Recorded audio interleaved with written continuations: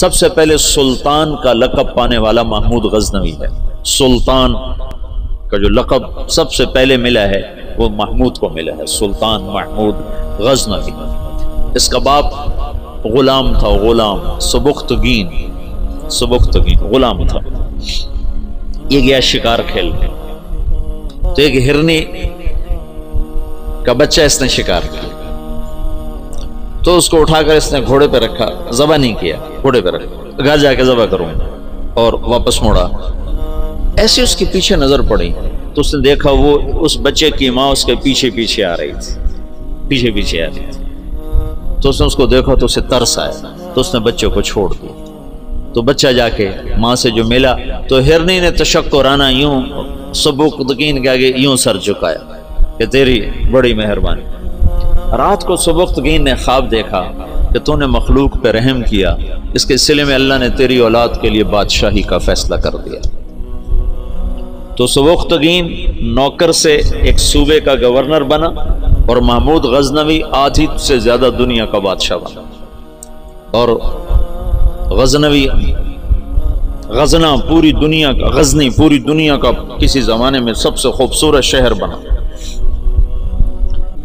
محمود 33 سال کی حکومت کے بعد فوت ہوا ہے 416 ہجری میں۔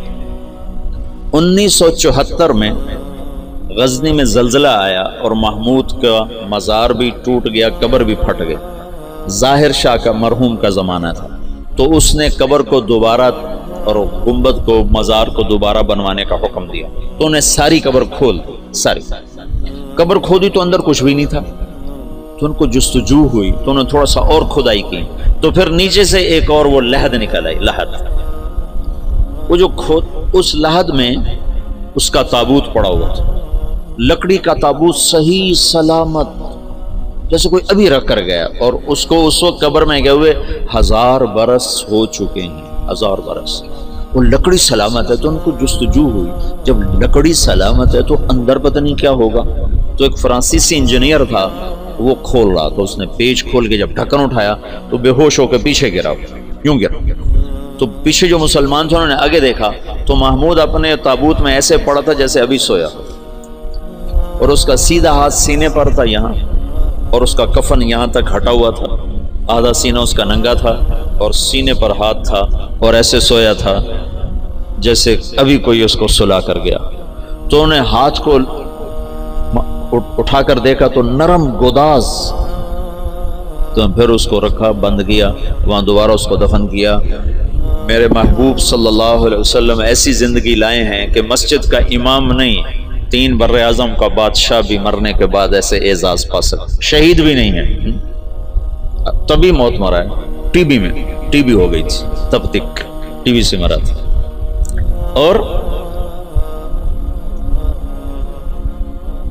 قبر اس پر ایسے فدا ہے کہ اس کے بال کو بھی نہیں اکھیڑا۔ ایسی زندگی اسلام ہمیں دیتا ہے کہ مر کے بھی زندہ رہ جاؤ۔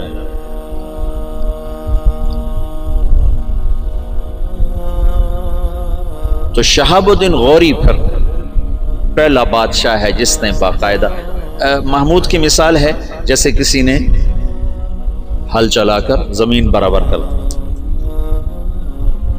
اس کے پاس ایک شخص آیا کہ حضرت کا سلطان، میں بہت مظلوم ہوں،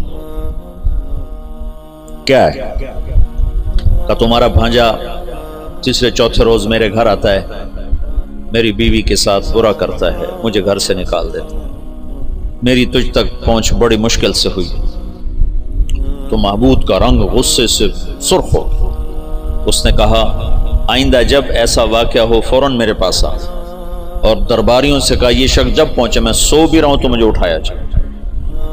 تیسری رات وہ آیا، تیسری رات بھاگتا ہوا، تو سلطان اس کے ساتھ اٹھا اور اس کے گھر پہنچا، اور اندر جاتے اس نے پہلے چراغ بجھایا، پھر ایک وار کر کے اس کا سر اتارا، پھر ساتھ ہی وہ زمین پہ گر کے کہنے لگا ویحک اسقِ، تیرا بھلا ہو جلدی سے پانی لا۔ تو بھاگ کے گیا، پانی لایا، پانی پہ کہنے لگا چراغ جلاؤ۔ چراغ جلایا تو مقتول کو دیکھ کر اس نے کہا الحمدللہ، تو اس نے پوچھا سلطان یہ کیسے ہوا؟ میں کچھ باتیں سمجھنا چاہتا ہوں۔ تم نے چراغ آتے ہی بجھایا، قتل کر کے زمین پہ گر گئے، پانی مانگا، اس کو دیکھ کے الحمدللہ کہا، یہ کیا مسئلہ ہے؟ تو محمود نے کہا جس دن تم فریاد لے کر آئے تھے میں نے قسم کھائی تھی نہ کھاؤں گا نہ پیوں گا نہ سوؤں گا، میں 3 دن سے بھوکا بھی ہوں، پیاسا بھی اور جاگا بھی ہوں، کہ جب تک تیری مدد نہ کر لوں میرے اوپر کھانا پینا سونا حرام ہے۔ آج تیسری رات کا جاگا ہوں، ایک لقمہ کھانا نہیں کھایا، ایک گھونٹ پانی نہیں پیا،